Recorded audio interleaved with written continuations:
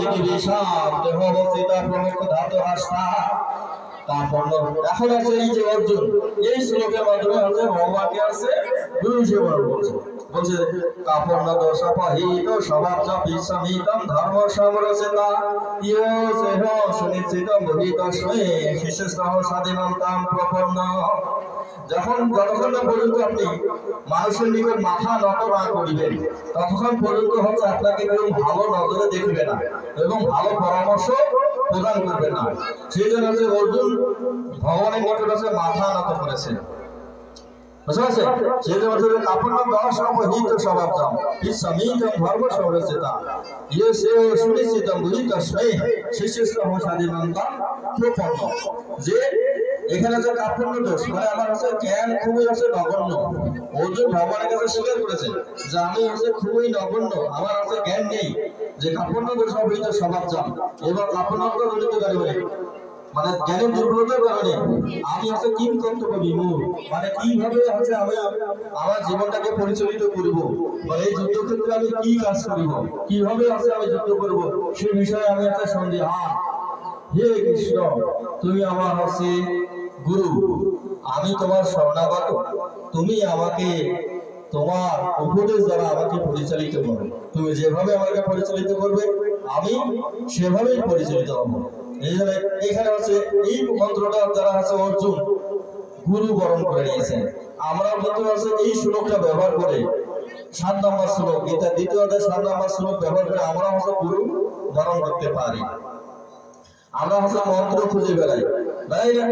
এবং এই মন্ত্রের সাথে গুরুকে হচ্ছে ভক্তিও করতে পারি যদি গীতা অনুযায়ী আমরা করি। যে কাপড় দোষ অপহিত স্বভাবতম বিসমিতম ধর্ম সমরসিতা ইয় সেহ সুনিশ্চিতম মোহিত স্বয়ে শিষ্য সহ স্বাধীনতাম প্রপন্ন। তারপরে আবার আছে নাহি মহাপ্রণতা যস্যকা মুসসরশনম ইন্দ্রনাপি ভূমা পাশবশবিত্তম রাজ্যং সুরণপি সাধিপত্যম। এখন সঞ্জয় তারপরে বর্ণনা করছে এমনমুক্ত ঋষিকেশ গুরাকেশ ন পরন্ত ন যস্যৈতি গোবিন্দমুক্ত কৃষ্ণববহ তব বচ ঋষিকেশ প্রহসনৈব ভারত সেনারৈর্ভয় মধ্যে বিষাদন্তমিদং বচঃ। এখন হচ্ছে ভগবান হচ্ছে পরামর্শ দিচ্ছে, শ্রীকৃষ্ণ পরামর্শ দেন যে তুমি হচ্ছে ওই সব আত্মীয় স্বজন বন্ধু বান্ধব শ্বশুর শাশুড়ি এবং শালা সম্বন্ধী যে আছে এবং হচ্ছে তোমার হচ্ছে শুভাকাঙ্ক্ষী প্রিয় ভাজন এদেরকে দিয়ে তুমি চিন্তা করতেছো না, তুমি পণ্ডিতের মতো কথা বলতেছো। সেজন্য হচ্ছে অর্জুনকে হচ্ছে ভগবান এখন জ্ঞান দেওয়া শুরু করলো। যখনই মানুষ হচ্ছে গুরু হিসেবে কাউকে গ্রহণ করে তখন কি তাকে শাসন করা শুরু করে। এখন অর্জুন হচ্ছে শাসন করা শুরু করে দিয়েছে, বলছে শাসনস্তম ভগবান ভাষসে গতাসুন গতাসুন আমি শাসয়ন্তি পণ্ডিতা ন দেবহম জাতুনাশম নাকম নেবে জনাধিপা না চৈব ভবিষ্যং সর্বে বায়ুমাতা পরম দেহিন শুনয়তা দেহে গোমরম জীবনম যারা তদা দেহম প্রাপ্তি ধীরস্তস্তমস্তকি মাত্রয়েশ সুগন্ধায় অশীলস্য শুভ দুঃখদা আগম পয় নিত্যস্থান কান্তিতে কস্য ভারত ইয়াভীন বধায়ন্তিতে পুরুষ পুরুষ সব সব সুখ ধ্রুবম ধীরম সমৃত কর্ম কল্পতি নাশক বিদ্যুৎ ভাবনা ভবতে শত উভয় বিরাদিষ্টন্তস্তু অনায়াসং তত্ত্বরসে অবিনাশিত ভৃতিয়ান সর্বনিদং তত বিনাশমাবেশাসন কৌশিক কৃতমনাহসি ইয়ানম বেন্তে ভক্তরম যস্যৈন মন্যতে হুত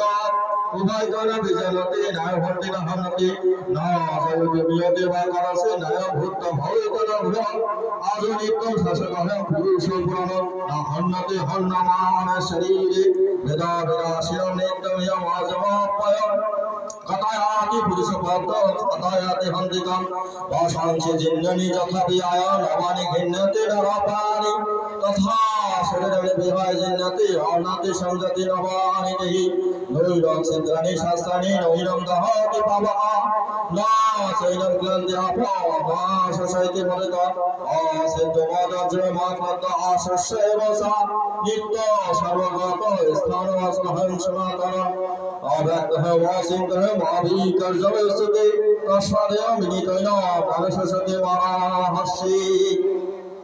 এই যে এখন আছে ভগবান তাকে আছে শাসন করেছে, যখন হচ্ছে গুরু হিসেবে মানছে, যে বলছে যে অশাসন শাসনস্তম প্রজ্ঞাবাদশী গদাসনস্য নানু শশান্তি পণ্ডিতা, যে আমাদের ভিতরে তোমার ভিতরে যে আত্মা আছে, এ আছে মরেও না এবং আছে কখনো সে মৃত্যুবরণ করে না। যারা পণ্ডিত তারা আছে এই বিষয়ে কখনো শোক প্রকাশ করে না, কারণ তুমি পণ্ডিতের ন্যায় কথা বলতেছ। কারণ যে না দেবহাম জাতুলাসম নতম নেহে জনদীপা না সেই ভবিষ্যৎ সর্বে বায়মাত পরম, যে এই যে নিপতিগণ রয়েছে, এই সৈন্যগণ রয়েছে এবং আমি এবং তুমি রয়েছে, তারা পূর্বেও ছিল, বর্তমানেও আছে, ভবিষ্যতে তারা থাকিবে। তারা যে ভবিষ্যতে থাকিবে না তাহা নহে, মানে তারা সকলেই থাকিবে, মানে ভবিষ্যতে সবাই থাকিবে। তাহলে আমরা হচ্ছে সবাই বলি না যে মোক্ষ লাভ করতে হবে, মোক্ষ লাভ করতে হবে। তাহলে তারা যদি আমরা যদি সবাই যদি ভবিষ্যতে থাকি, তাহলে কে মোক্ষ লাভ করলো? কেউ কি মোক্ষ লাভ করতে পারছে? কিন্তু কেউ আছে আসলে আমরা কেউ মোক্ষ লাভ করতে পারি না। কারণ আছে আমরা কি লাভ করতে পারি? আমরা দিব্য শরীর লাভ করতে পারি। সেই জন্য আছে আমাদের বেদে বলেছে, যে বলছে যে মোক্ষস্য নাহি বাসস্তি নাহি গ্রামান্তরে বাবা হৃদয় রাষ্ট্রান্তর গন্ধি নাশা মোক্ষস্য ইতি স্থিত। এটা হচ্ছে আমাদের শিব সংগীতায় রয়েছে এবং হচ্ছে শিব গীতায় রয়েছে, যে মোক্ষের কোনো হচ্ছে বাসস্থান নেই, মোক্ষের কোনো গ্রাম নেই। মোক্ষ আছে আমাদের যত ধরনের অজ্ঞানতা রয়েছে, সেই অজ্ঞানতা হচ্ছে নাশ করার নামই আছে মোক্ষ। যেজন্য মোক্ষস্য নাহি বাসস্তি নাহি গ্রামান্তরে বাবা হৃদয় রাষ্ট্রান্তর গন্ধি নাশা মোক্ষস্য ইতি স্থিত। সেই জন্য আমাদের আছে একমাত্র কি জ্ঞানেই হচ্ছে আমাদের আছে অজ্ঞানতা দূর করতে পারে। সেই জন্য আছে গীতাতে যখন আছে অর্জুনকে ভগবান শ্রীকৃষ্ণ শেষ প্রশ্ন যখন করে, শেষ প্রশ্ন মানে 72 নম্বর শ্লোক, মানে মোক্ষ যোগের 72 নম্বর শ্লোকে বলছে, প্রশ্ন করেছে যে গোষ্ঠীরে কংসদম পাঠ তৈল আকাগম চেতসা কোষ্ঠে অজ্ঞান সমহ পনান সাধারণ জয়।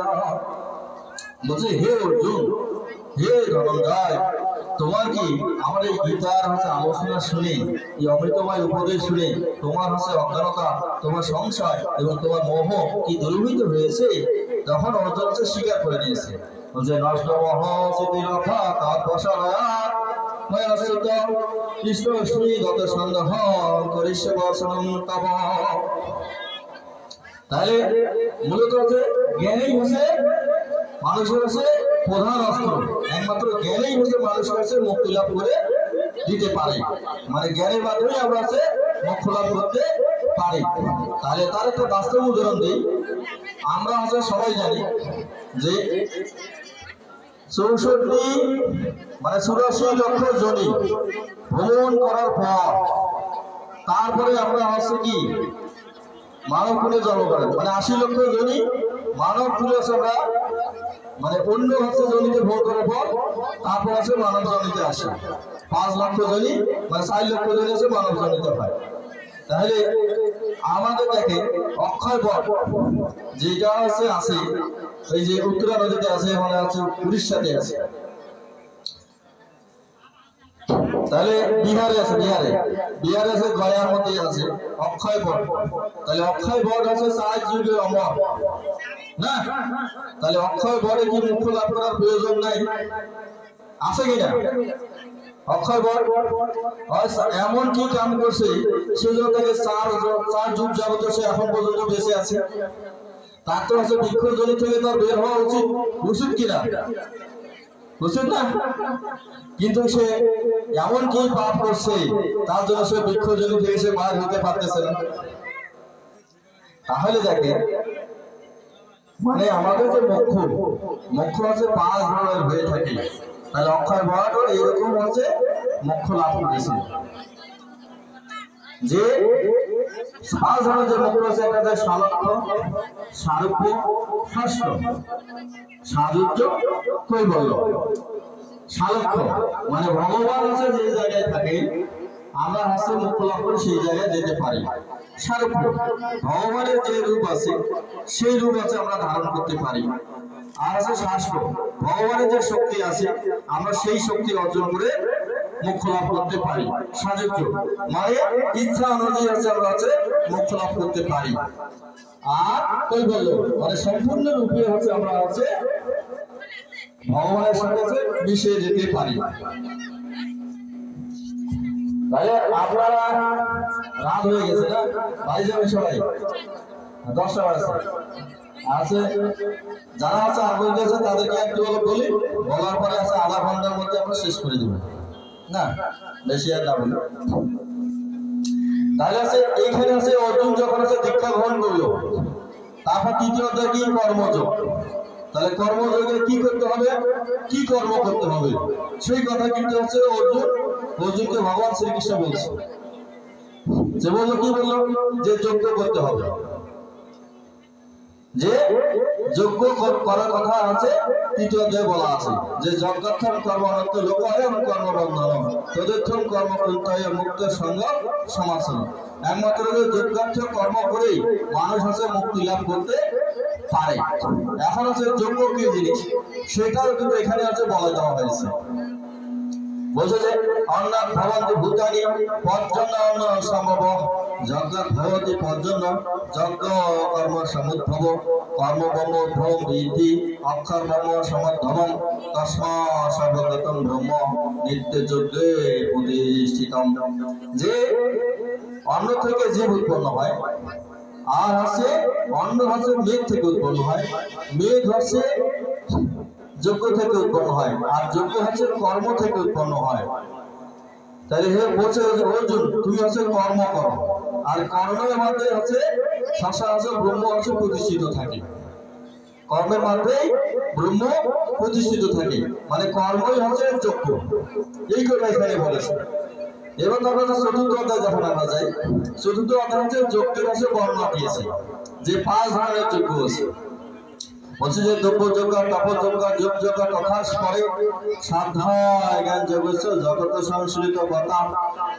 এখন এই যজ্ঞটা আপনি কিভাবে সম্পন্ন করবেন আপনার শরীরের ভিতরে, সেই কথা বলছে যে আবানে যুবতী প্রাণাম প্রাণাপানে তথা পরে প্রাণাপানে গতিরুদ্ধ প্রাণায়াম পরায়ণা। যে আমাদের শ্বাস প্রশ্বাসের মাধ্যমে এই যজ্ঞটা সম্পন্ন করতে হবে। আপানে যুবতী প্রাণাম প্রাণাপানে তথা পরে প্রাণাপানে গতিরুদ্ধ প্রাণায়াম পরায়ণ। যে শ্বাস নেওয়া এবং শ্বাস ত্যাগ করা, এই যে প্রাণ আপা ঠিক আছে, মূলত এই প্রাণ আপানের মাধ্যমে আমাকে যজ্ঞটা সম্পন্ন করতে হবে। এবং এখানে বলছে যে সর্বশ্রেষ্ঠ যজ্ঞ কি, যে জ্ঞান যজ্ঞটা সর্বশ্রেষ্ঠ যজ্ঞ হিসেবে ঘোষণা দেওয়া হয়েছে। যে শ্রেয়াদ্রব্য মহা যজ্ঞ জ্ঞান যজ্ঞ পরম সর্বকর্ম ফিলোপার্থ জ্ঞানে পরিসমাপ্তি। তারপর পঞ্চম অধ্যায়। এখন পঞ্চম যে অধ্যায় কর্মসন্ন্যাস যোগ। এই কর্মসন্ন্যাস যোগের এই যজ্ঞটা কোন জায়গায় সম্পন্ন হবে, আপনাদের শ্বাস প্রশ্বাসটা কোথায় হবে সেই স্থানটা দেখাই দিল। পঞ্চম অধ্যায়ে কর্মসন্ন্যাস যোগে 27 নম্বর শ্লোকে বলা হলো যে স্পর্শন কিটা বহি পাঁচ অংশ চক্ষু এই যে চক্ষু বুভ অভ্যন্তরে বুভি নাসায়া প্রাণাপানে সমন্বিত নাসায়ান্ত চারিণী। যে কোন জায়গায় আপনার এই প্রাণাপান যজ্ঞটা হবে, যে স্পর্শন কিটা বহি ভার্য চক্ষু অভ্যন্তরে বুভি প্রাণাপানে সমন্বিত নাসায়া অবস্থানে, মানে এই দুই যে নাসিকা আছে এই নাসিকার ছিদ্রের মধ্যে এবং আমাদের আজ্ঞাচক্র, এই আজ্ঞাচক্রের মাধ্যমে এই প্রাণাপান বায়ুটা, মানে প্রাণাপান যোগ্যটা আপনার করতে হবে, মানে স্থানটা দেখিয়ে দেব। তারপরে আমাদের ষষ্ঠ অধ্যায় অভ্যাস যোগ বা ধ্যান যোগ। ধ্যান যোগে আপনার শরীরের অবস্থান কি হবে, জায়গাটা কেমন হবে, মানে শরীরে কোন অবস্থানে থাকবে এবং কোন জায়গায় বসে আপনি এই যজ্ঞটা সম্পন্ন করবেন, কিভাবে করবেন সেই উপায় এখানে বলে দিয়েছে। বুঝে সুচি দেশে প্রতিষ্ঠা প্রিয় স্থির আসন নাতি উচম নাতি নিচম চৈরাজিনা কৃষকাম। যে পবিত্র স্থান এবং সমকাল স্থান সেটা যে পবিত্র হবে, উঁচু হবে না নিচু হবে না, সেই জায়গায় আপনাকে বসতে হবে। সুচি দেশে প্রতিষ্ঠা প্রিয় স্থির আসন সেখানে স্থির ভাবে বসতে হবে।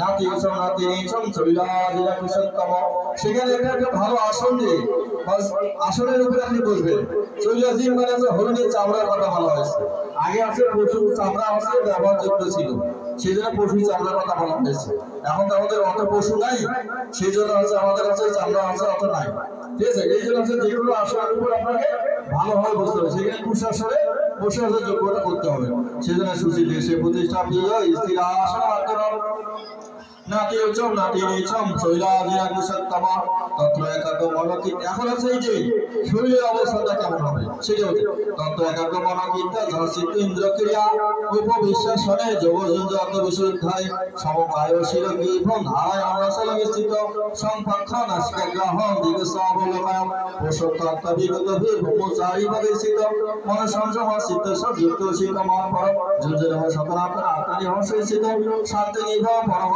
মধুস্থান মধিগচ্ছতি মানে এইখানে বলছে যে আপনি আছে ওই পবিত্র স্থানে বসবেন এবং আছে আপনার শরীরটা সবসময় আছে খারাপ থাকবে খারাপ অবস্থায় থাকবে মানে 90 ডিগ্রি অ্যাঙ্গেলে থাকতে হবে এবং সেইটা আছে টনটনা হবে এবং হচ্ছে শরীরটা আছে খুবই টনটনা হবে এবং হচ্ছে চোখের যে দুই নয়ন আছে নাসিকা অগ্র বরাবর থাকবে এবং হচ্ছে এদিক ওদিক কখনো হচ্ছে তাকানো যাবে না সেজন্য হচ্ছে এই কথা এখানে বলা হয়েছে মানে আমরা অনেক সময় চোখ বন্ধ করে ধ্যান করি আসলে চোখ বন্ধ করে ধ্যান করার কথা কিন্তু এখানে বলা নাই মানে চোখ খোলা রেখেই আপনাকে ধ্যান করতে হবে কারণ আপনি যে ধ্যানস্থ অবস্থায় থাকেন ওই অবস্থায় আসলে যদি আপনাকে কেউ হচ্ছে আঘাত করে বা আপনার মস্তক যদি ছেদন করে তখন কি আপনি হচ্ছে কিছু করতে পারবেন পারবেন কি আঘাতে করলে চোখ অবস্থা বন্ধ অবস্থায় আপনাকে আঘাত করলো আপনি তো নিজেও সাক্ষী হিসেবে কাজ করতে পারবেন না যে আপনাকে কে হচ্ছে আঘাত করেছে বুঝতে পারছে এই জন্য হচ্ছে মানে চোখ খোলা রেখেই আপনার হচ্ছে এই প্রাণায়ামটা করতে করার কথা বলা হয়েছে তারপর যে ষষ্ঠ অধ্যায় মানে সপ্তম অধ্যায় জ্ঞান বিজ্ঞান যোগ জ্ঞান বিজ্ঞান যোগে হচ্ছে বলতে কার হচ্ছে আপনি কার মানে কার হচ্ছে আলোচনা করবেন মানে ধ্যানটা কার করবেন সেই কথা এখানে কিন্তু বলা হয়েছে বলছে যে মই আশাক্ত মানা পাত্র জগজুন জগমদাশ্রয় সংসার সমগ্র আমি আথা গেছেন কৃষ্ণ জ্ঞানন্ত হম সবিজ্ঞান বক্ষামি অশেষত জগৎথানে হম ভুবনে জ্ঞাতবম বিশিষ্যতে মানসনম সহস্য কৌশি জাগতে সিদ্ধাহে যত নাম অতি সিদ্ধ নাম কৌশি মাম ব্যতীতত্তা ভূমি অপর গবায়ম ক্ষম বুদ্ধিরেব চ অহংকার ইতিহম ভিন্ন প্রকৃতির অষ্টটা অপ্রণীত সাতানা প্রকৃতি মেধিলে পড়া জীব ভূতন মহাবাহু এবং রাজ্যতে জাগত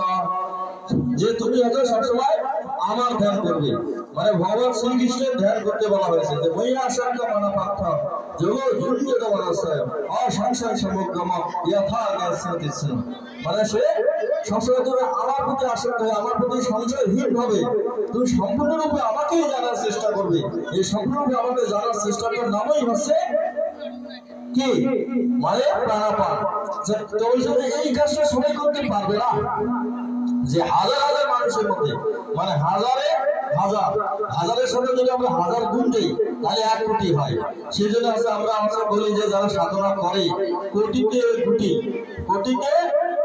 মানে 1 কোটিতে একজন সাধনা করতে পারবে ঠিক আছে আর পারবে না মানে 1 কোটিতে একজন এই যে আমাদের গীতা আলোচনা করতেছি না ঠিক আছে মানে সবার আছে এই গীতার জ্ঞান গ্রহণ করার সামর্থ্য নাই কারণ হাজার হাজার 1 কোটিতে একজন এই কাজটার সাথে যুক্ত হতে পারবে এবং সারা বিশ্বের মধ্যে আমি চ্যালেঞ্জ করতে বলছি আমার একমাত্র ভগবানের কৃপায় এবং আমি যোগস্থ হয়ে জানতে পেরেছি যে একমাত্র শ্রীমদ্ ভগবদ গীতার জ্ঞান সম্পূর্ণ মুখস্থ শুধু এই জগতের সঙ্গে এরই আছে তাছাড়া বাংলাদেশে ভারতবর্ষে কারণ নাই সবাই বলে যে আছে কিন্তু যখন তার কাছে তাকে পরীক্ষা নেওয়া হয় তখন সে পালিয়ে যায় বলে যে আমার আগে মুখস্থ ছিল এখন নাই এবং আমি এইরকম 2-1 কাছে উপস্থিত হয়েছিলাম যে তার কাছে আমি শুনি যে তার মুখস্থ আছে কি না দেখি যে আছে নাই ওর আর খুঁজে পাওয়া যায় না মানে টিকি সহ দেখা যায় না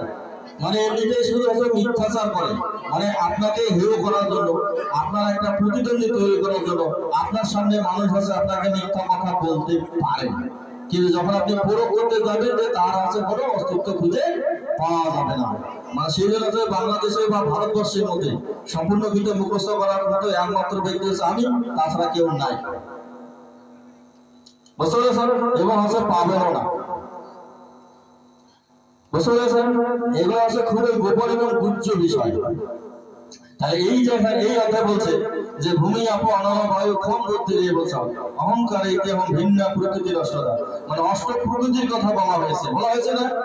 যে ভূমি মানে আছে মাটি, আপ মানে জল, অনল মানে আগুন, বায়ু মানে বায়ু, ক্ষম মানে হচ্ছে আকাশ, অহংকার এটি ভিন্ন বলে অহংকার মন বুদ্ধি, এই তিনটা। তাহলে আমাদের যে হচ্ছে মা কালীর যখন হচ্ছে আমাদের পূজা সম্পন্ন হয়েছে তখন আমরা ঘট স্থাপন করেছি, বলছি না? ঘরটা হয় নাই? তাহলে ঘটে দেখবে যে 8টা জিনিস আছে, মানে 8টা জিনিস ওইখানে দেওয়া আছে। নিচে দেখবে আছে মাটি আছে, হ্যাঁ, মাটির উপরে তারপর ধান আছে, দুব্বা আছে, তারপর কলস আছে, কলসের ভিতরে জল আছে, জলের তার কলসের উপরে আছে কি আমের শাখা আছে, শাখার উপরে ফল আছে, ফলের উপরে গামছা আছে, আর কলসের ভিতরে সিঁদুর দেওয়া আছে না? এবং চারপাশে কাণ্ড দেওয়া আছে, আছে কিনা? এবং দেওয়ার পরে তারপরে ওখানে প্রাণ প্রতিষ্ঠা করা হয়েছে। মূলত হচ্ছে আমাদের যত ধরনের পুজো আছে, অস্ত্র আছে, সব আছে ঘটে হয়, মানে ঘটে কম হয়। দুর্গা পূজা হচ্ছে কি হয়, ঘটে হয় 3 দিন, ঘটে হয় 3 দিন। মানে বিসর্জন যে হয় তার কিন্তু ঘটে বিসর্জন হয়, ঠিক আছে? মূর্তিতে কোনোদিন বিসর্জন হয় না, মূর্তিতে কোনো প্রাণ প্রতিষ্ঠাও করা হয় না, মানে যা করা হয় ঘটে করা হয়। এবং আমি হচ্ছে গত বছর আছে দুর্গা পূজার আছে পৌরোহিত্য করেছিলাম, মানে দুর্গা পূজার পুরোহিত ছিলাম, আমি দুর্গা পূজা করেছি, বুঝতে পেরেছেন? মানে সেই জন্য আমি সম্পূর্ণ বিষয়গুলো জানি। এই যে ঘট যে আমরা আমাদের যে হচ্ছে দেখে এত অনাচার হওয়ার কারণটা কি জানেন? যে আমাদের এই যে ঘট যে দেওয়া হয় না, ঘট শুধু সৌন্দর্য করা হয়, ঘটে কিন্তু প্রাণ প্রতিষ্ঠা করা হয় না। মানে ঘরটাকে সারে সারে সাজানো হয় মানুষের ঘরে দেখানোর জন্য বা সৌন্দর্য বর্ধনের জন্য, মানে ঘরটাকে কিভাবে প্রতিষ্ঠা করতে হয় সেটা কিন্তু হচ্ছে তারা জানে না। এখানে যে ভূমির মন্ত্র আছে, যে ভূমির মন্ত্র আছে, যে ভূমি অন্তরিক্ষ দদবে ভূতায় আটা, তারপর ধারে মতো ভৈরবন্তম করম বেদম ভুয়াবন্তম কথিতম ইন্দ্রিন্দায় হিয়তে। তারপর ঘরের উপরে কি আছে? কলস আছে, বলছে আবিশরম কলসম সুতম বিশ্বাসমি শ্রেয় ইন্দ্রিন্দায় হিয়তে। তার কলসের উপর জল আছে, আর মিত্র বর্ণ ভিতর গবতি মানে এই যে কোন ব্রাহ্মণের কাছে আমি ইয়া করতেছি না, একটা ব্রাহ্মণের কাছে বলবে যে হয় যদি ঘটে প্রতিষ্ঠা করার মন্ত্রগুলো যদি বলতে পারে, আর পারবে না, ঠিক আছে? মানে জানেই না, মানে আমি যেভাবে বললাম হয় এইভাবে বলতেই পারবে না, বই যে কি করবে তাও ভুল করবে, এবং জানেই না যে ঘটে প্রতিষ্ঠা করার মন্ত্রগুলো কি কি আছে, বুঝতে পেরেছেন? এবং সব শেষে যে মন্ত্রটা ব্যবহার করা হয়, বলছে যে সর্বতীর্থম মহাবী সর্বদেব সমানিতম ইমং ঘটম সমারুজ্যোতিষ্ঠ মা কালী গণেশঃ। মানে এইটাকে আছে, মানে ঘটের মন্ত্রগুলো বলার পরে এই মন্ত্র দ্বারা আহ্বান করা হয়, এবং যাতে মা যতক্ষণ পর্যন্ত তাকে বিসর্জন না দেওয়া হয় ততক্ষণ পর্যন্ত তাকে বন্ধন করে রাখা হয়। তার পাশে 4টা তীর দেওয়া হয় না, তীর দেওয়া আছে, সুতো দেওয়া হয়, হয় 1 পাশ দিতে হবে, নাহলে 3 পাশ, নাহলে 5 পাশ, নাহলে 7 পাশ দিতে হবে, ঠিক আছে?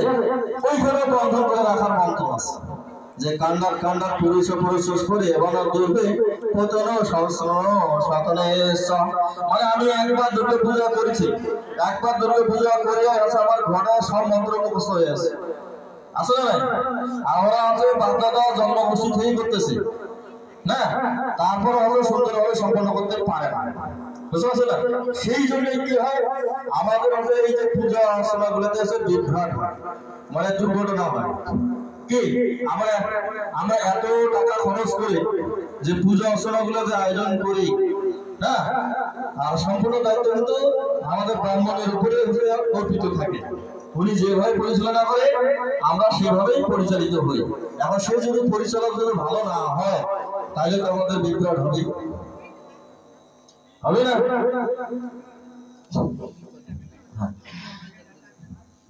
তাহলে আছে এই যে এইখানে আছে আমাদের মানে কার ধ্যান করতে হবে সেই কথা বলতেছে। কিভাবে করতে হয়েছে মই আসক্ত মানব পাত্র জগৎ জগৎ আমাদের অসংখ্য সমাগম ইয়া থাকে ছিল ছিল মানে ভগবান শ্রীকৃষ্ণের ধ্যান করে বলা হয়েছে। তারপরে আছে অক্ষর ব্রহ্মযোগ।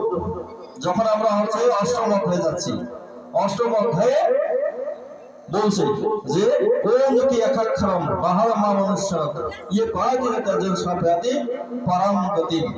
যে ওঙ্কার হচ্ছে আমার একটা নাম, আমার একটা নাম। এই নামটা তুমি হচ্ছে জপ করবে, যে সবসময় জপ করবে তাহলে সে হচ্ছে অন্তে পরম গতি লাভ করতে পারবে। কিন্তু আসলে ওঙ্কারে শুধু নাম মানে যে আমাকে জানার জন্য যা কিছু আছে তুমি করবে সবকিছুর সামনে আছে ওম শব্দটা ব্যবহার করবে। দেখবে যে বেদের কোনো মন্ত্রে যারা বৈদিক আছে তারা বলে যে হচ্ছে ওঙ্কার জপ করতে, কিন্তু বেদের কোনো মন্ত্রের ভিতরে ওম দেওয়া নাই। শুধু সামবেদের আছে একটা মন্ত্র শুধু আছে দেওয়া আছে যে শস্ত্র ইন্দ্র বিদ্যুৎ সভা শস্ত্র পুরুষা বিশ্ববেদা শস্ত্র কাশকা রেষ্টমি শস্ত্র বৃহস্পতি ধাতু। ঠিক আছে, মানে এইখানে আছে শুধু আছে ওম খালি ব্যবহার করা আছে। এটা আছে সামবেদের সর্বশেষ মন্ত্র। সামবেদ যে আছে সামবেদের আছে সর্বশেষ মন্ত্র, মানে দুই একটা মন্ত্রে শুধু ওম শব্দটা ব্যবহার করা হয়েছে। কারণ আমি প্রথম অবস্থায় গীতা পাঠক ছিলাম না, বেদ পাঠক ছিলাম। আমার শুরুটা আছে বেদ দিয়ে শুরু হয়েছে। আমি প্রথমে বেদ পাঠক ছিলাম, বেদ পাঠক থেকে আমি আছে গীতা অধ্যায়ী হয়েছে। কারণ আছে বেদ পড়তে পড়তে যখন আমি হচ্ছে জানতে পারলাম যে যজুর্বেদ যখন আমি পড়ি তখন হচ্ছে একটা মন্ত্রে দেখলাম যে বলছে যে ব্যক্ত আপায়তম প্রাণ সাপায়তম চতুর সাপায়তম চতুর সাপায়তম। যে তোমার হচ্ছে বাঘ ইন্দ্রিয় ভগবান প্রথমিত পানে আপায়িত করো, তোমার চক্ষু ভগবানের শরীর দর্শনে তৃপ্ত করো, তোমার হচ্ছে কর্ণ ভগবানের কথা শ্রবণে পরিতৃপ্ত করো, এবং আছে তোমার পা ভগবানের আছে যেখানে নাম কীর্তন হয়, যেখানে ভগবানের আলোচনা হয় সেখানে যে ভগবত কথামৃত আলোচনা হয়, যেখানে ভগবত আলোচনা হয় সেখানে যে তুমি উপস্থিত হও। এই কথা এখানে বলা হয়েছে। তখন আমি চিন্তা করি যে ভগবত কি, যে আমাদের কাছে গ্রন্থ দুইটা আছে, একটা শ্রীমদ ভাগবত গীতা আছে আর শ্রীমদ ভগবত গীতা। একটা আছে ভয় আকার আছে আর একটা খালি আছে ভ আছে না। তাহলে ওইখানে অনুবাদের মধ্যে যে ভগবত, তখন আমি বুঝলাম যে ভগবত মানে শ্রীমদ ভগবত গীতা।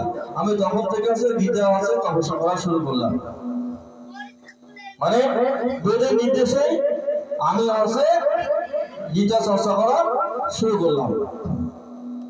তাহলে তারপর দেখেন আছে পরে যে অধ্যায় ওঙ্কারের কথা জপ করতে বলা হলো। তারপর আছে কি রাজগুজ্জ রাজবিদ্যা যোগ। তাহলে রাজগুজ্জ রাজবিদ্যা যোগের মাধ্যমে কি হয়, আমাদের দেহ পবিত্র হয়। প্রথম অধ্যায় কি মন পবিত্র হয়, আর নবম অধ্যায়ের মাধ্যমে দেহ পবিত্র হয়। সেজন্য এইখানে হচ্ছে এইরকম তুই গুজ্জতম প্রসানি আসবে জ্ঞান বিজ্ঞান সহিতম জগৎ মুক্তেশ্বর শিবা।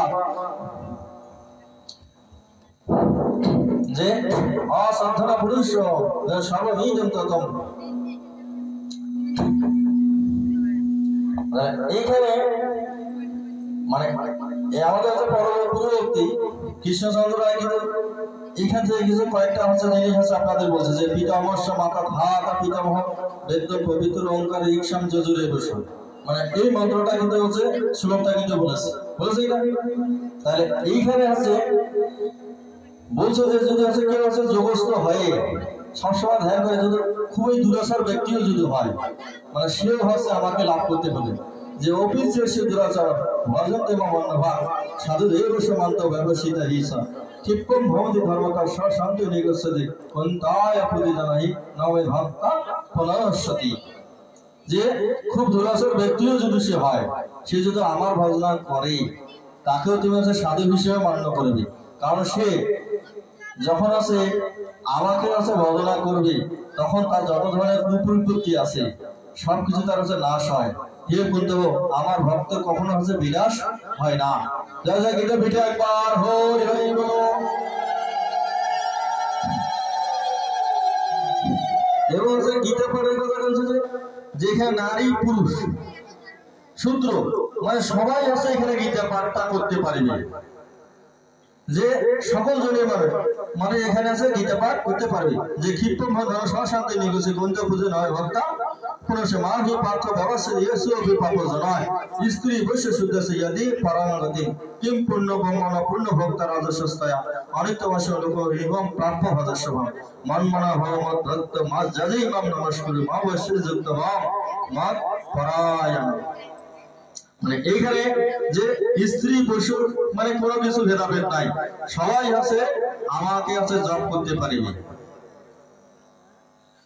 হ্যাঁ, আর এই যে আমরা আছে অনেক জায়গায় বলি যে মেয়ে মানুষ ওম উচ্চারণ করতে পারবে না, উচ্চারণ করতে পারবে না, পারবে কিনা এই কথা বলে না। আসলে এগুলো আছে কি মেয়ে মানুষকে আছে দমন করার জন্য এই কথা বলা হয়। কারণ আছে এই যে মা দুর্গা বা মা কালী যখন আছে প্রাণ প্রতিষ্ঠা করতে হয় তখন আছে দুইটা সূক্ত পাঠ করতে হয়।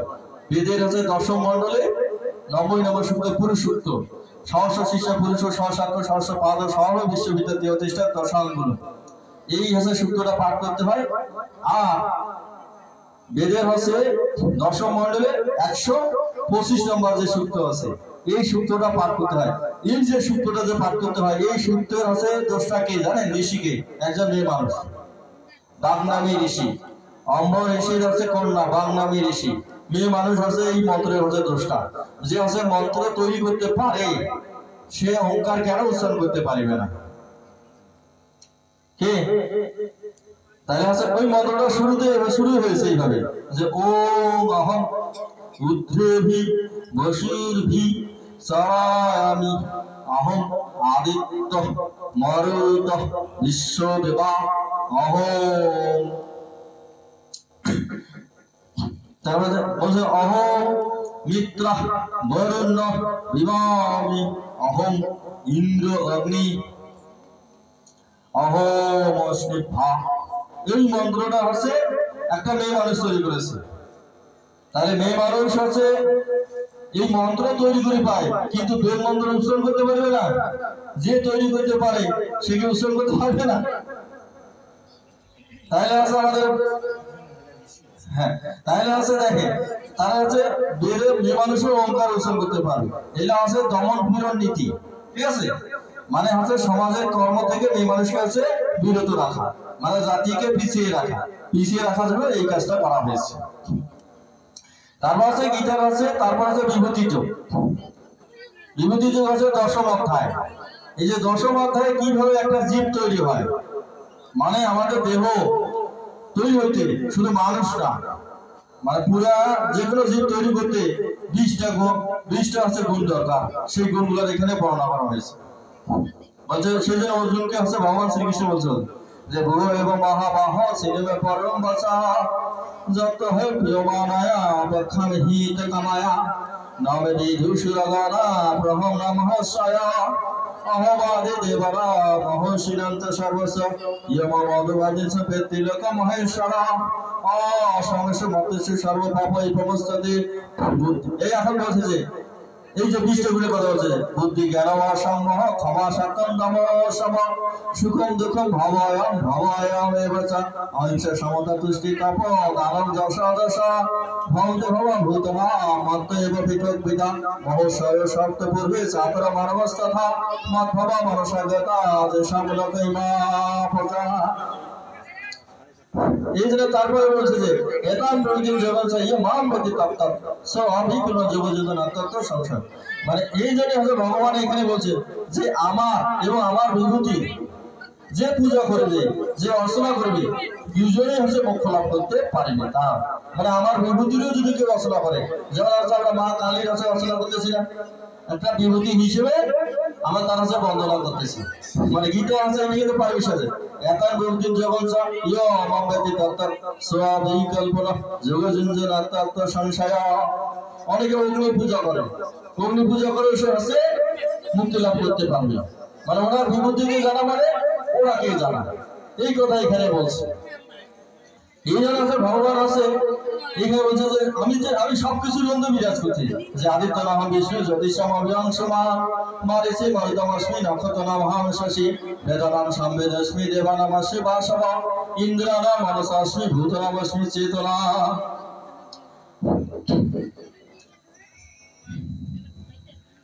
পুরো ধার্য মক্ষমা বৃদ্ধিপাত্র বৃহস্পতি সেনানায়নঃ স্কন্দ ষোড়শাস্মি যাহাধর মহর্ষিণম ভিগুরাহম গিরামস্মি অক্ষরম যজ্ঞনম জপযজ্ঞস্মি স্থাবনম হিমালয়। তাহলে এইখানে এখন বলছে যে তৃতীয় অধ্যায়ের যজ্ঞের কথা বলছিলাম না, তাহলে এইখানে এখন আছে বিভূতি যজ্ঞের কথা বলছে যে মহর্ষিণম ভিগুরাহম গিরামস্মি অক্ষরম যজ্ঞনম জপযজ্ঞস্মি স্থাবনম হিমালয়। যে যজ্ঞ সময়ের মধ্যে আমি হচ্ছে জপযজ্ঞ, আর স্থাপন সময়ের মধ্যে আমি হিমালয়, আর মহর্ষিদের মধ্যে হচ্ছে আমি ভিগু। তাহলে এখানে আছে যে জপযজ্ঞের কথা বলা হয়েছে, জপযজ্ঞ মানে যজ্ঞ সময়ের মধ্যে আমি আছে জপযজ্ঞ। তারপর পরে যে অধ্যায়টা আছে আছে আমাদের বিশ্বরূপ দর্শন, মানে ভগবানের দর্শন, মানে আছে সিদ্ধি লাভ, মানে সিদ্ধি লাভ মানে অর্জুন ভগবানের খালি মুখে মুখে অনেক কিছু শুনেছেন এবং সশরীরে বাস্তবে কিছু দেখেন নাই, সেটা হচ্ছে দেখার ইচ্ছা করতেছেন। এই জন্য হচ্ছে অর্জুন হচ্ছে ভগবানকে প্রার্থনা করছে, বলছে মদ অনুগ্রহে পরম গুজ্জ মান্দাতে সঙ্গীতম যথার্থ বসনস্থে মহয়ম বিগতম অপরিভূতনম শ্রুতি বিস্রসময়া তত্র কমল পত্রাক্ষ মহতম বিচাপয়ম এবং যথার্থ তামাত্মান পরমেশ্বর দ্রষ্টুমিচ্ছামিতি রূপম ঈশ্বর পুরুষোত্তম মানসীয়দিতাচ্ছকম দ্রষ্টুমিতি প্রভা যজ্ঞেশ্বর ততবেতা দশয়াত্মনমপয়ম। যে হে ভগবান, তোমার অনুগ্রহে আমার সকল ধরনের মোহ মায়া দূর হয়ে গেছে। তুমি যে আছে পদ্মফলাশোচন হরি এবং হচ্ছে তুমি যে ব্রহ্মা বিষ্ণু মহেশ্বর সবকিছু, সেই বিষয়ে আমার আসলে সন্দেহ কেটে গেছে। কিন্তু হে ভগবান, তোমাকে দেখার ইচ্ছা করতেছে, কিন্তু আমি যদি তোমার হচ্ছে দেখার আছে যোগ্য হই, তাহলে তুমি তোমার সেই যোগ ঐশ্বর্য আমাকে প্রদর্শন করো। মানে কৌশলে বলতেছে, যদি আমি যে দেখার যোগ্য হই তাহলে তুমি আমাকে দেখাও। আমরা তো জেদ করে বলি না, দেখে লাগবে করিলে লাগবে, এসব করি কিনা? তাহলে মানুষের দ্বারা একটা কাজ করতে গেলে তাহলে কৌশলে তাকে বলতে হবে যে যদি আমি তোমার সেই রূপ দেখার যোগ্য হই তাহলে তুমি আমাকে দেখাও। তাহলে দেখেন ভগবান আছে কত দয়ালু, এই যে কৌশলে বলার কারণে যে পর্ষা পার্থ রূপানি শতসহস্র নানা বিজানি দিব্যানি নানা বর্ণ কীর্তনিসা পর্ষাদিতার বসুনোদ্যান শ্রী মারদস্তথা বহুল অদৃশ্য পূর্বাণী পর্ষাজনে ভারতা ইহ একস্ম জগত গীতস্থানম পর্ষাদার্ধ সহস্রাচারম মম দেহে বিরাকেশ পশ্চাদ দ্রষ্টুমিচ্ছতি ন তো মম সংকর্ষে দ্রষ্টুম নৈব সচক্ষুষ দিব্যম দদামিতে চক্ষু পর্ষণে জগময় ঈশ্বরাম। যে তুমি আমার হাতে শরীরের ভিতরে দেখো, যে একাদশ যুদ্ধ দেখো, অষ্টবসু দেখো, দ্বাদশ আদিত্য বসু কুমার দ্বারে দেখো, এবং বিশ্বে যা কিছু তোমার দেখার ইচ্ছা তা সবকিছু তুমি দেখো, এবং সবকিছু হচ্ছে এখানে আমি একত্রে তোমাকে আমি দেখাচ্ছি। কারণ হচ্ছে এইখানে ভগবান, আপনারা জানেন না এই মহাবিশ্ব কিভাবে সৃষ্টি হয়েছে, সেই সৃষ্টির তথ্য এখানে কিন্তু দিয়েছেন। এখানে আছে বিগ ব্যাং থিওরির কথা এখানে বলেছেন। আমরা হচ্ছে স্টিফেন হকিংস এর নাম আমরা শুনেছি। তিনি হচ্ছে বিগ ব্যাং এর থিওরি দিয়ে হচ্ছে কি সারা বিশ্বের হচ্ছে সুপরিচিতি লাভ করেছে এবং নোবেল পুরস্কার পর্যন্ত হচ্ছে পেয়েছেন কিনা? তাহলে এই যে বিগ ব্যাং থিওরিটা কিন্তু শ্রীমদ্ ভগবদ গীতার মধ্যে দেওয়া আছে। বলছে ইহ একস্তম জগত গীতস্ন পশ্চাৎ সহস্রম মহোদয় বিরাট দর্শন দ্রষ্টু ঈশ্বতি। যে এই সবকিছু আমার একত্রিত অবস্থায় দেখো, মানে আগে আছে পুরো বিশ্ব ব্রহ্মাণ্ড একত্রিত অবস্থা ছিল, তারপর ভগবান কি করছে এগুলোকে আলাদা আলাদা করে দিয়েছে, ঠিক আছে, বিচ্ছিন্ন করে দিয়েছে, মানে মহাবিস্ফোরণের মাধ্যমে আলাদা করে দিয়েছে। তাহলে এখানে আছে বিগ ব্যাং থিওরির কথাও এখানে বলা হয়েছে। দেখবেন এই যে অর্জুনকে দেখেন, অর্জুন একে প্রার্থনা করলো, তারপরে অর্জুন কিন্তু প্রথমে ভগবানের বিশ্বরূপ দেখতে পায় নাই, কারণ অর্জুনকে ভগবান কি দিব্য দৃষ্টি প্রদান করেন নাই, করছে তখনও করেন নাই। এই দিকে আছে সঞ্জয় আছে দেখে ফেলেছে। এই জন্য সঞ্জয় আছে যে খারাপ মানুষকে যদি আপনি ভালো করার চেষ্টা করেন, মানে খুব খারাপ মানুষ যদি ভালো করার চেষ্টা করে তাহলে আপনার প্রতি ভগবানের কৃপা সবচেয়ে বেশি বর্ষিত হবে। এই জন্য হচ্ছে সঞ্জয় আগে হচ্ছে ভগবানের বিষ্ণু দেখছে, দেখে হচ্ছে বর্ণনা করতেছে যে অবমুক্তে তত্ত্বরাজে মহাযজ্ঞেশ্বর হরি দর্শন মানস পার্থায় পরম উপময়ী সেবন অনেক ভক্তনায়ম অনেক দুর্দর্শনম অনেক দীপ আবরণম দীপ উদ্যুতায়ুধম দীপমালম ব্রহ্মরম দীপ গন্ধন লেপলম সর্ব আশ্চর্যময়ম দেব অনন্ত বিশ্বত মুখ। তাহলে এই যে সিদ্ধি লাভ হইল মানে বিশ্বরূপ দর্শনের মধ্যে একাদশ অধ্যায় দেখেন মানুষের সাথে মানুষের পরিচয় না হওয়া পর্যন্ত মানুষের কখনো হচ্ছে ভক্তি আসে না। তাহলে ভক্তি যোগটা হচ্ছে আমাদের আদর্শ অধ্যায় দেওয়া হয়েছে। এই একাদশ অধ্যায় হচ্ছে পরিচিতি পর্ব। এই ভগবানকে যখন তিনি জানলেন, জানার পরে অর্জুনের হচ্ছে ভক্তি আসবে। এই জন্য হচ্ছে দ্বাদশ অধ্যায় ভক্তি যোগ দেওয়া হয়েছে।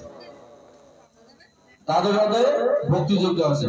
ভক্তি যোগের সবশেষ শ্লোকে বলতেছে অর্জুন, ভগবান বলতেছে যে তোমার কাছে কি উপাসনা করতে হবে সেই কথা বলা এখানে বলা হয়েছে। ইয়ে তো ধর্ম অমৃত একদম যথার্থ উপাসতে ধর আমার পরমা ভক্তাস্থানে অতীব প্রিয়। যে তুমি আছে এই যে আমাদের ধর্ম উপদেশ আছে মানে শ্রীমদ ভগবত গীতা, এইটাকে তুমি উপাসনা করো। মানে শ্রীমদ ভগবত গীতার উপাসনা করো, তাহলে তুমি আবার প্রিয় হইতে পারিবে। যদি শ্রীমদ ভগবত গীতার উপাসনা না করো তাহলে প্রিয় হইতে পারবে না। এই কথা এখানে বলে দিয়েছে। তারপরে যে অধ্যায় আছে ক্ষেত্রগোচর 13তম অধ্যায়। 13তম অধ্যায়ে যখন আপনি আছে আপনার ভিতরে যখন ভক্তি ভাব জাগ্রত হবে তখন আছে ভগবান আপনার ভিতরে বিরাজ করা শুরু করবে। সেজন্য আছে এখানে বলছে উপদেষ্টা অনুমত্তা ভক্তা ভক্ত মহেশ্বর পরমার্থী চতুর্থ দেবস্মিন পুরুষ পরম। যে আমি যে সকলের কাছে হৃদয়ে বসবাসকারী উপদেষ্টা হিসেবে আমি কাজ করি। তখন আমি দেখবেন যারা সিদ্ধি লাভ করে তারা মুখ দিয়ে যা বলে তাই হচ্ছে ফলে। ঠিক আছে, আমরা মুখ দিয়ে যা বলি না কিছুই ফলিবে না। যারা সিদ্ধি লাভ করেছে তাদের ভিতরে ভগবান বরাস করে বলেই তাদের হচ্ছে মুখ দিয়ে তারা যা বলবে তাই হবে। যেমন হচ্ছে দুর্বাসা মুনি, উনি হচ্ছে মা কুন্তিকে একটা হচ্ছে মন্ত্র দিয়েছে, যেই মন্ত্র দিয়ে তুমি যেই দেবতার আহ্বান করবে সেই দেবতার মাধ্যমে তুমি পুত্র সন্তান লাভ করতে পারবে। কিন্তু ওনার মন্ত্র হচ্ছে শুনতে দেবতারা বাধ্য হয়েছে কিনা? কারণ হচ্ছে দুর্বাসা মুনির ভিতরে ভগবান হচ্ছে উপদেষ্টা হিসেবে কাজ করছিল, সেজন্য তার কথা বিফলে যায় না। বুঝতে পেরেছে? তারপরে অধ্যায় আছে চতুর্দশ অধ্যায় গুণত্রয় বিভক্ত।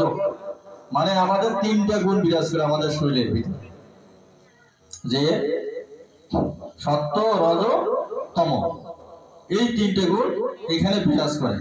এই অধ্যায়ে আছে আমাদের সনাতন ধর্মের প্রতিষ্ঠাতা কি সেই কথা কিন্তু এখানে বলা হয়েছে।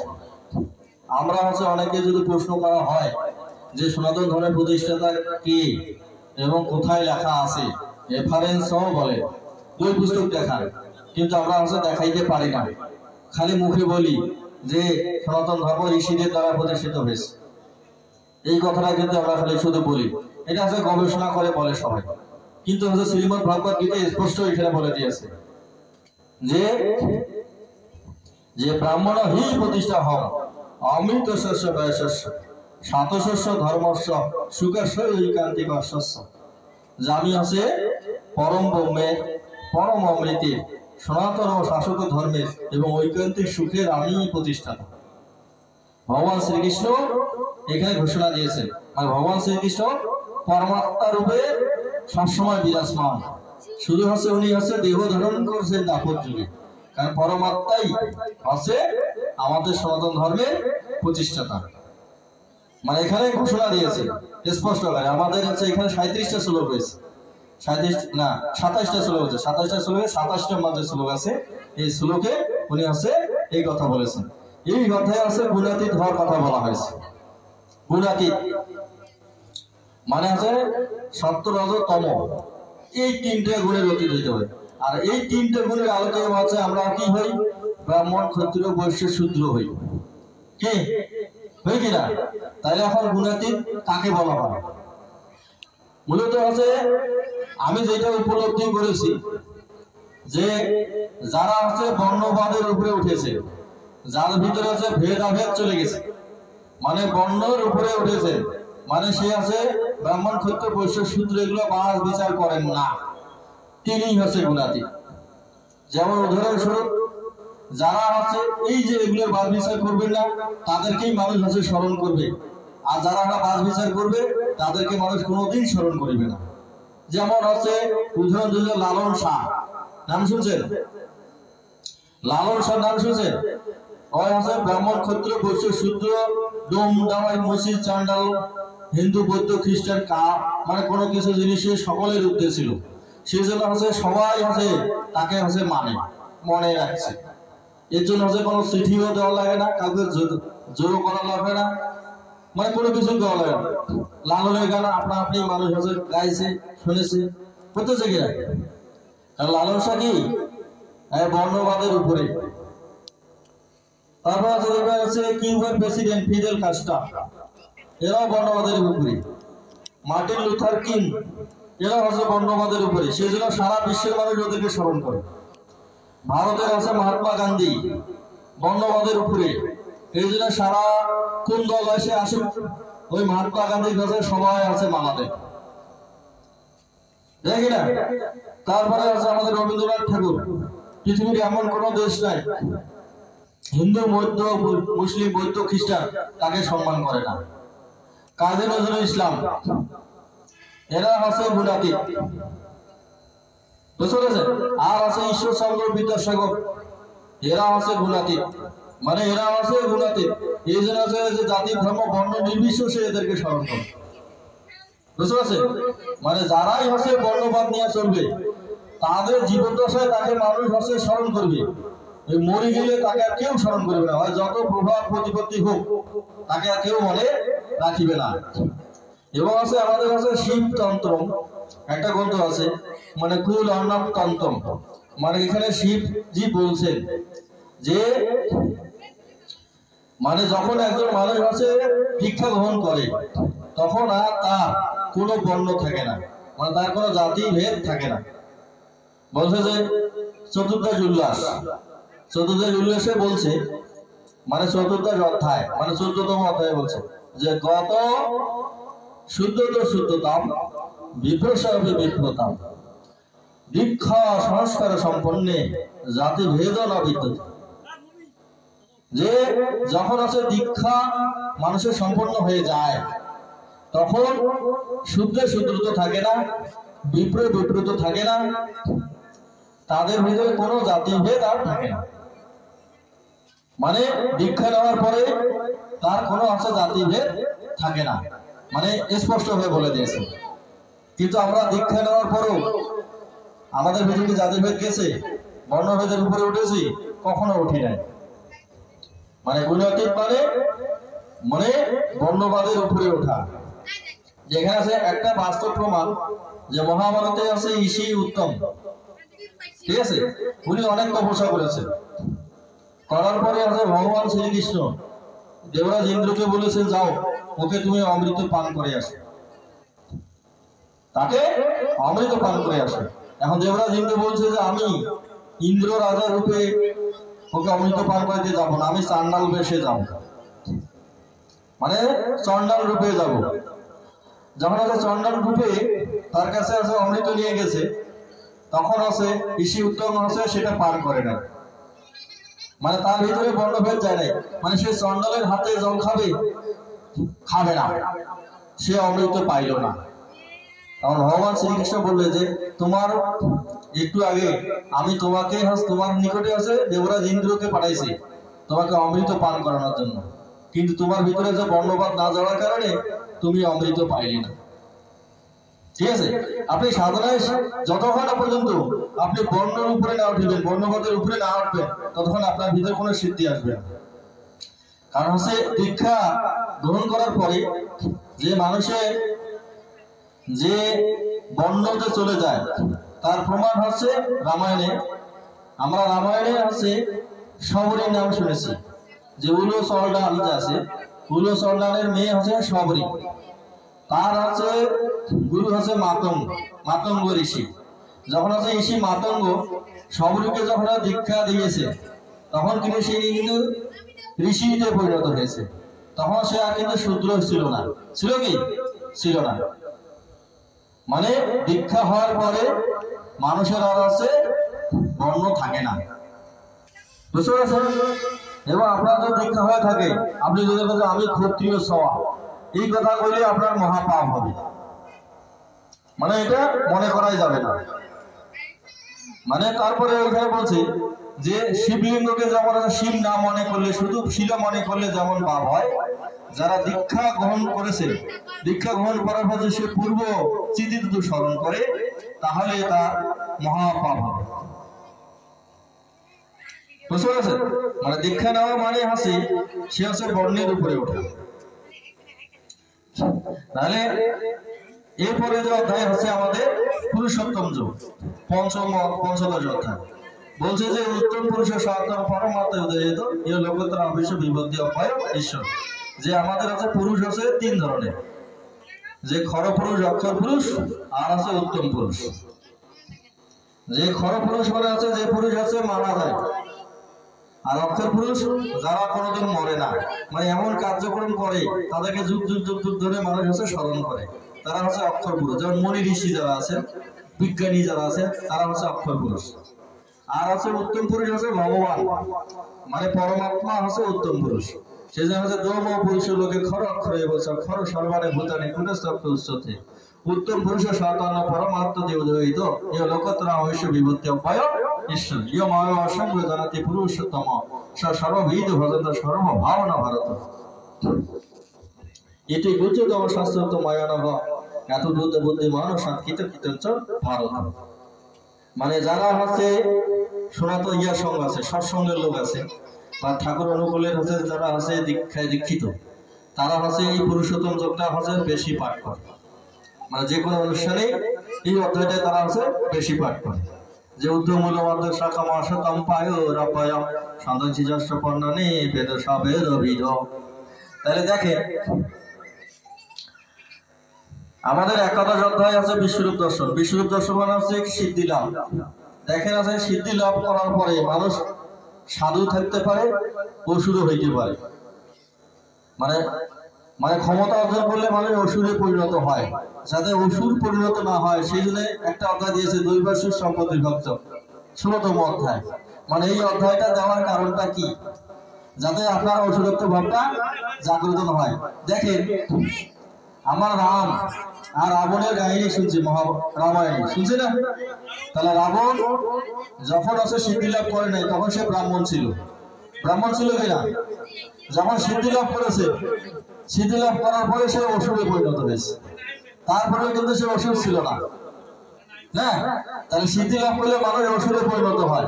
সেই জন্য দেখবে যে আমাদের অনেক ব্যক্তি ক্ষমতায় যখন ওঠে তখন তার আচার আচরণ এমন হয় অসুরের মতো হয়।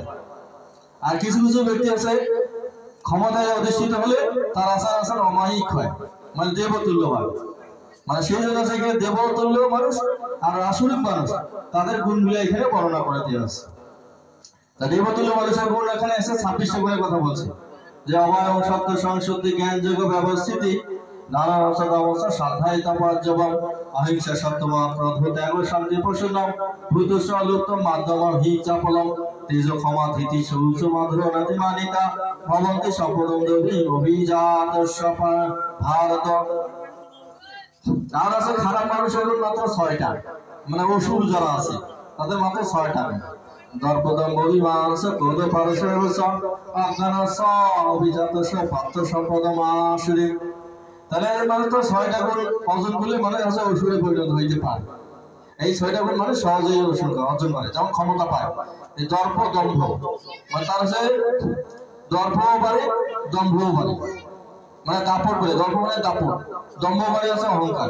দর্প দম্ভ অভিমান মানে তার গোসা হয়, অল্পতেই গোসা হয়, মানে ক্রোধ হয়। পারস্য মানে নিষ্ঠুর, মানে ক্ষমতা পাইলে মানে নিষ্ঠুর হয় এবং তার অজ্ঞানের মতো কাজও করে। সেজন্য দর্পদম্ভ অভিমান আছে ক্রোধ পারস্য অজ্ঞান অভিজাত পথ সম্পদ আসুরে। মানে সিদ্ধি লাভ করলে মানুষ অসুর হইতে পারে, মানে সেই কথাও এখানে গেছে সে যাতে অসুর না হয় সেই জন্য পরের অধ্যায়গুলা ভগবান আলোচনা করেছে। তারপর আছে 17তম অধ্যায়, চৌদ্ধাত্রয় বিভাগ যোগ। মানে আমাদের আছে খাদ্য 3 ধরনের, যজ্ঞ 3 ধরনের, তপস্যা 3 ধরনের, তারপর আছে দান 3 ধরনের। এইসব জিনিস আছে এখানে আলোচনা করা হয়েছে। মানে আমাদের আছে এই 14তম বিভাগ যোগে যে খাদ্য 3 ধরনের কথা বলছে কি, যে আয়ু শক্ত বলাবাক্য সুখ পৃথিবী বর্ধনা অশ্বাসনিক দেশত্রায়ী আহারা সাত্বিকা প্রিয়া। যে তারপর আছে এটা হচ্ছে সাত্বিক খাদ্য। সাত্বিক খাদ্য এখানে 9টা গুণের কথা এখানে বলছে। তারপর আছে রাজসিক যারা আছে বলছে কুটো অম্ল লম্বা তীক্ষ্ণ তীক্ষ্ণ রুক্ষ বিদয়হীন আহারা রাজস্ব দুঃখ সুখময় প্রদান। তারপর আছে তামসিক খাদ্য, যত জালম কত রস পুঁজি প্রশিষ্ট রিয়া উচ্ছিষ্ট অবিচারদম ভোজনম তামসম প্রিয়। যারা আছে বাসি খাদ্য গ্রহণ করে, পচা খাদ্য গ্রহণ করে, অন্যের আছে আইঠিয়া খায়, ঠিক আছে, মানে অবক্ষ ভক্ষণ করে। ধরেন আজকে আপনার মাথার চুল ভাতে পড়ে গেছে, যদি ওই ভাতটা যদি খান তাহলে তামসিক খাদ্যে পরিণত হবে। বুঝতে পারছেন? এখানে 3 ধরনের খাদ্য। এবং যজ্ঞের কথা 3 ধরনের বলছি, যে অপরাকাঙ্ক্ষী যজ্ঞ বিধি দৃষ্টিছে জ্যেষ্ঠ মিথি মন সমাদাসা সাত্বিক। মানে যদি হচ্ছে ফলাকাঙ্ক্ষা না করিয়া হচ্ছে যে কর্ম করা হয় বিধি বিহিত হবে সেই কর্মটাকে বলা হচ্ছে সাত্বিক যজ্ঞ। অভিসন্ধায় তৎফলন দম্ভন হইয়া উচ্চসে ভারতে তমযজ্ঞ রাজসম চিত। যদি হচ্ছে অভিসন্ধি নিয়া মানে কামনা বাসনা নিয়ে যদি হচ্ছে বিধি অনুসারে কোনো যজ্ঞ সম্পন্ন করা হয় সেই যজ্ঞটাকে বলা হচ্ছে রাজসিক যজ্ঞ বলা হয়। এবং তামসিক বলছে বিধিহীন মন্ত্রহীন হীন হওয়া দক্ষিণম শ্রদ্ধা বিহিত যজ্ঞ তামসম পরি চক্ষতে। যে আছে বিধিহীন ভাবে মন্ত্রহীন ভাবে, মানে যেখানে দান দক্ষিণ করা হয় না, প্রসাদ বিতরণ করা হয় না, সেরকম যজ্ঞকে বলা হচ্ছে তামসিক যজ্ঞ। বুঝলেন না? এভাবে আছে এখানে দানের কথাও বলা আছে, যে দাতন ইয়া দান দিয়েতে উপকারিণী দেশে কালে সপ্রাণে সত্তান সাত্বিক শীত। তাহলে এইখানে আছে 3 ধরনের আছে আর খাদ্য, 3 ধরনের যজ্ঞ, 3 ধরনের দানের, 3 ধরনের তপস্যার কথা এই জায়গায় হচ্ছে বলা হয়েছে। এই জন্য আছে আমরা যখন আছে কোনো হচ্ছে যে অন্নপ্রাশন বা সাতবক্ষণ বা বিবাহ অনুষ্ঠান যদি করি, মানে সেখানে যদি আপনারা হচ্ছে যদি গীতা পাঠ করেন তাহলে হচ্ছে এই 17 অধ্যায়টা আপনাদের পাঠ করতে হবে। পাঠ করলেই হচ্ছে আপনাদের একটা যজ্ঞ সম্পন্ন হবে। মানে সেই যজ্ঞটা হচ্ছে বিবাহটা হচ্ছে খুবই মাঙ্গলিক হবে, সেই সাতবক্ষণটা মাঙ্গলিক হবে এবং হচ্ছে অন্নপ্রাশনটা হচ্ছে খুবই হচ্ছে মঙ্গলময় হবে, সেখানে কোনো হচ্ছে বিঘ্ন হবে না। আর হচ্ছে সর্বশেষ অধ্যায় হচ্ছে মোক্ষ যুগ। সর্বশেষ অধ্যায় মোক্ষ যুগ মানে 18তম অধ্যায়। এখানে আছে অর্জুন আছে ভগবানকে আছে প্রশ্ন করেছে, যে বলছে সন্ন্যাস মহাবাহ তথ্য মিচ্ছামি বেদিতুম ত্যাগ শস্য হিষিকেশ পৃথকে শ্রীসূদন। যে হে ভগবান, হে কেশী সুদন, আমি আছে সন্ন্যাস ও ত্যাগের তথ্য তোমার কাছে পৃথক পৃথক ভাবে জানতে ইচ্ছা করি।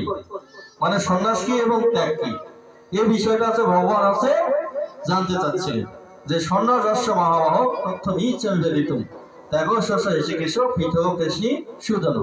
তাহলে অর্জুন যে প্রশ্ন করতেছি এ কিন্তু যাতা ব্যক্তি নয়, মানে এর প্রশ্নের লেভেল এবং ধরন অনুযায়ী বোঝা যায় যে মহাজ্ঞানী ব্যক্তি। মানে সূক্ষ্ম প্রশ্ন করছে যে সন্ন্যাস কি জিনিস ও ত্যাগ কি জিনিস। এই জন্য যে ভগবান হচ্ছে উত্তর দিয়েছে, বলছে যে কামানম কর্মানাশম সন্ন্যাসম কহ বিদু সর্বকর্ম ফল ত্যাগম প্রভু ত্যাগম বিচক্ষণা।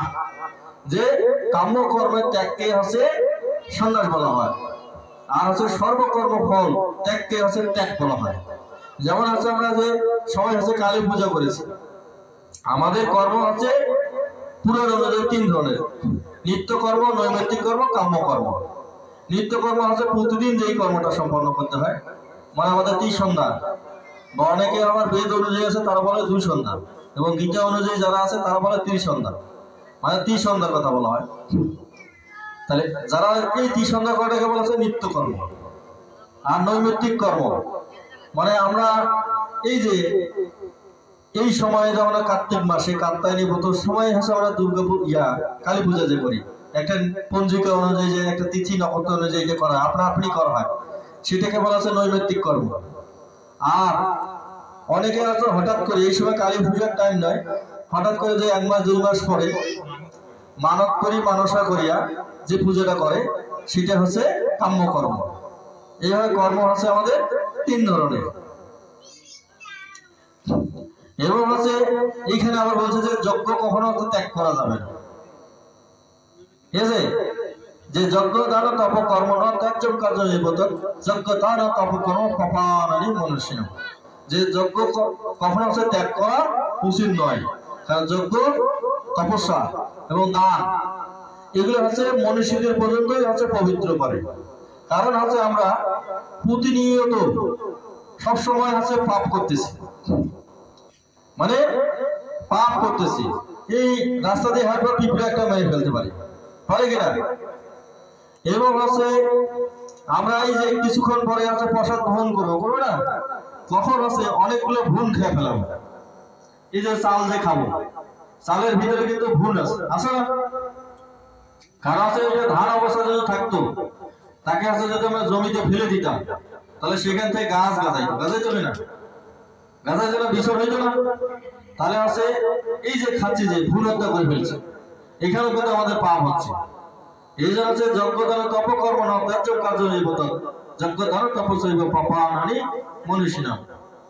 যে যজ্ঞদান তপকর্ম কখনো ত্যাগ করা উচিত নয়, কারণ আমরা প্রতিনিয়ত পাপ করতেছি, ঠিক আছে? এই যে আহার গ্রহণ করতেছি মানে এখানেও পাপ করতেছি। এই যে আপনি যে শাক খাচ্ছেন, এখন বৈশাখ মাস কার্তিক মাসে চলতেছে, কার্তিক মাসে আমরা হচ্ছে পুরো মানে বিভিন্ন ধরনের শাক খাচ্ছি, মানে ওই শাকের কাছ থেকে টানি উঠছি না নাই, তাহলে ওই যে জীবটা হত্যা করতেছি না নাই, তাহলে ওইখানে আমার একটা হত্যা হচ্ছে না, এই জন্য আমরা পাপ করতেছি। এই জন্য আমাদের যজ্ঞ দান তপস্যা করতেই হবে। এই জন্য আছে গীতার আছে 4th অধ্যায়, মানে অধ্যায় আছে সেজন্য আছে অন্ন ভোজন করা, মানে মন্ত্রটা দেওয়া আছে যে ব্রহ্মার্পণ ব্রহ্ম হবে ব্রহ্ম অগ্নি ব্রহ্ম ন ভূত ব্রহ্মৈতে গন্তব্য ব্রহ্ম কর্ম সমাধিনা। মানে এই মন্ত্র পাঠ করে আমরা হচ্ছে ভোজন করব, মানে আমরা হচ্ছে পাপ করতে আছি পুণ্য করতে আছি, পাপ করতে আছি পুণ্য করতে আছি, এই পাপ পুণ্যের মাধ্যমে আছে আমরা অতিবাহিত করব।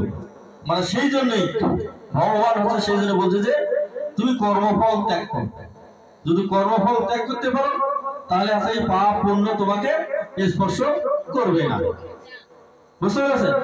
এখন হচ্ছে বলছি যে যজ্ঞ কি এবং হচ্ছে কি যজ্ঞ করতে হবে সেইখানে কিন্তু এখানে স্পষ্ট করে দেওয়া হয়েছে। মানে মুখ্য যোগে আছে আমার 70 নম্বর যে শ্লোক আছে সেখানে বলছে যে অর্ধেক সাথে ধর্ম সংবাদ মাবায় জ্ঞান যোগ্যতে না অমিষ্ট সমিতি মতি। যে অর্ধেক সাথে ধর্ম সংবাদ মাবায় জ্ঞান যোগ্যতে না অমিষ্ট সমিতি মতি। যে তোমার আমার এই ধর্ম সংবাদ মানে অর্জুন এবং শ্রীকৃষ্ণ, তোমার আমার এই ধর্ম সংবাদ যে অধ্যাপনা করবে সে জ্ঞান যজ্ঞের দ্বারা আমার তপস্যা করবে বলে আমি মনে করি।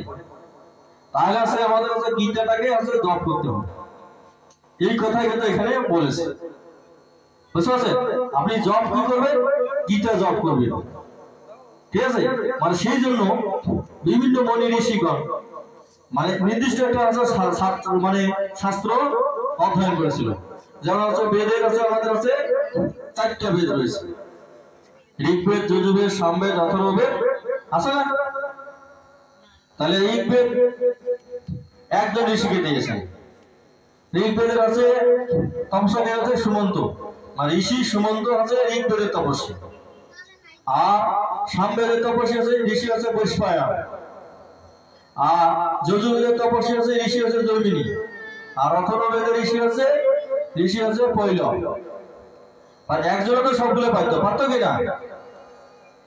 পারতো না। সেই জন্য আছে এখন আমাদের জন্য হচ্ছে কি যে আমাদের এখন গীতা হচ্ছে তপস্যা করতে হবে, গীতা হচ্ছে জপ করতে হবে। মানে গীতা হচ্ছে যদি আছে যেমন আমি এইভাবে জব করি এবং আমার সন্তান, আমার একটা ছোট ছেলে আছে, মানে ও যখন ঘুম পারে না, মানে তখন আছে ও আমাকে বলে বাবা গীতার গান শুনবো, গীতার গান শুনবো, বুঝতে পারছেন? মানে ওকে আমি আছে গীতার গান শুনিয়ে আছে ঘুম পাড়াই, ঠিক আছে? পরে যখন আছে ঘুমাই না তখন আছে গীতার একটা অধ্যায় ওকে শোনাই, মানে যেটাই মনে আসে, যেমন চতুর্থ অধ্যায় শুনে বা হচ্ছে চতুর্থ অধ্যায় শুনে, চতুর্থ অধ্যায় আপনার গুণত্রয় বিভাজ্য, ঠিক আছে?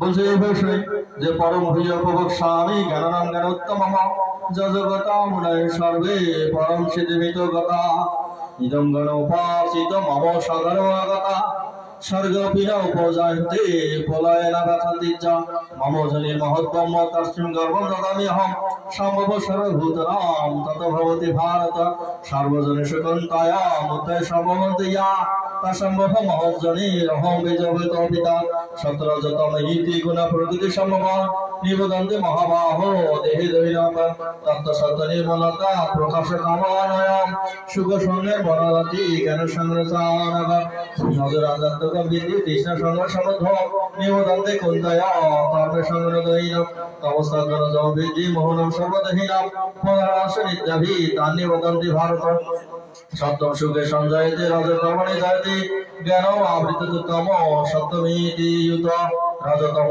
বিভূত সপ্তম ভবতি ভারত রাজ সপ্তম তমস্যৈব তম সপ্তম রজস্তথা সর্বদার সুদেব শিল্প কাশ্যপ জয়তি জ্ঞান নিয়তা তথা বিবিধ সপ্তমীতি ইউত লোক প্রভৃতি আরম্ভ কর্ম রস নিষ্পিতা রাজস্বী জয়তে বিবিধ ভারতস্য অপ্রকাশ প্রবিশ্চা প্রমাদেব তমসেতা যাইতে বিবিধ আত্মনান্দন এত সত্যে প্রভৃতি যে পোলা যায় দিত বিদ্য তত উত্তম বিদ্যা লকালাবলার প্রতিপত্তিতে রাজস্বী প্রলয়ঙ্গতা কর্ম সংসি যাতে তথা ফলে তমস মরুজানসি যাতে কর্মণি এব সত্যবায় সাত্বিক নিঃসাতম ফল রাজস্ব ফলম দুঃখম অজ্ঞান তমস ফল উত্তম গছরি শস্য সম্বন্ধে দিশুতি রাজসা জগন্ন গুণ বৃদ্ধিস অধবসতি তমসা নারে গুণব কর্তা বাড়িয়া দেশে পশ্যতি গুণভাষ্যম পরমবতী মধ্যম সদি কষ্টতে ভূরাতীর্থ তিন দেরে সম্ভব জন্ম মৃত্যু জরা বিধি বিভূত অমিত আসতে কৈলিকেশে তিন গুণাতি ভবতি ভব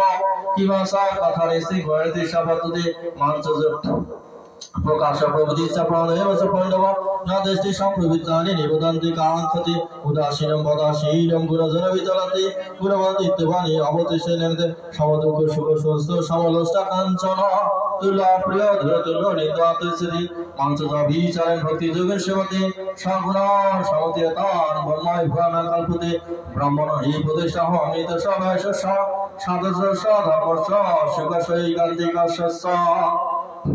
এইভাবে একটা অধ্যায় বা দুইটা অধ্যায় যখন ভাগ করে শোনাই তাই আপনি এইভাবে ঘুরেছেন না, তাহলে আমাদের আছে এই যে আমরা হচ্ছে আমাদের সন্তানকে একটা ভালো অভ্যাসের মাধ্যমে তাকে আছে আমরা হচ্ছে অভ্যাসিত করতে পারি কিনা কি? তাহলে যে আমরা প্রত্যেকটা পিতা মাতা যদি সবাই যদি আছে আমার গীতার সাধক হই, আমার মতো গীতার সাধক যদি হই, তাহলে আমি আমার পরিবারকে নিরাপত্তা দিতে পারতেছি কিনা? তাহলে অন্য ধর্মের মানুষ আমার কাছে গিয়ে ধর্ম প্রচার করতে পারবে? লেজ উঠে পালাবে, পালাবে না? পালাবে কিনা? তাহলে আমি চাই যে প্রত্যেকটা বাড়িতে পণ্ডিত তৈরি হোক। তাহলে ওই পণ্ডিত কি করবে? নিজের বাড়িটাকে তো সুরক্ষা করতে পারবে, পারবে কিনা? প্রত্যেকটা বাড়িতে যদি পণ্ডিত তৈরি হবে তাহলে আছে প্রত্যেকে আর একজন ধর্ম প্রচারকে পরিণত হবে। তাহলে আমাদের হিন্দু ধর্ম সেদিকে প্রচারিত হবে যেদিন হচ্ছে আমাদের সকল সনাতনীরা হচ্ছে গীতাকে ধারণ করবে এবং গীতা হচ্ছে লালন করবে এবং গীতা হচ্ছে ছোট ছোট করে মুখস্থ করবে, সেদিন হচ্ছে আমাদের হিন্দু ধর্ম প্রচারণা শুরু হবে। তার আগে কখনো হবে না। বুঝতে পারছেন? মানে একমাত্র গীতাই আমাদের হিন্দু ধর্মটাকে সারা বিশ্বের মাধ্যমে আবার প্রতিষ্ঠিত করতে পারে। সেই জন্য আমি হচ্ছে আপনাদের প্রতি আহ্বান জানাই যে আপনারা হচ্ছে আপনাদের সন্তানদের মানে আপনাদের বয়স কি হয়েছে মানে আপনাদের দিন কিভাবে গেছে আমাদের যে পরবর্তী যে সন্তান যারা আছেন তাদেরকে আমরা হচ্ছে গীতা সাধকে পরিণত করবো। তা আমি হচ্ছে অনেক রাত হয়েছে, আর যদি হচ্ছে আমার আলোচনায় যদি হচ্ছে আপনাদের মানে কোনো যদি হচ্ছে মনক্ষুণ্ণ হয়ে থাকে বা ভুল ত্রুটি যদি পেয়ে থাকে, তাহলে হচ্ছে আপনারা হচ্ছে আমার ক্ষমা সুন্দর দৃষ্টিতে দেখবেন। আমি হচ্ছে একটি অতি নগণ্য ব্যক্তি এবং নগণ্য মানুষ। আমি হচ্ছে আপনাদের কাছে সবার হচ্ছে কৃপা প্রার্থনা করি, কারণ মানুষ তো হচ্ছে ভুলের ঊর্ধ্বে নয়, আর সবাই তো সবার হচ্ছে মন জয় করতে পারে না, পারে কি? আর যেহেতু শ্রীমদ্ ভাগবত গীতায় বলছে যে কারণ কীর্তন শোনার লোক অনেক আছে, কারণ হচ্ছে কীর্তনটা হচ্ছে কি তামসিক বিষয়, মানে তামসিক মানে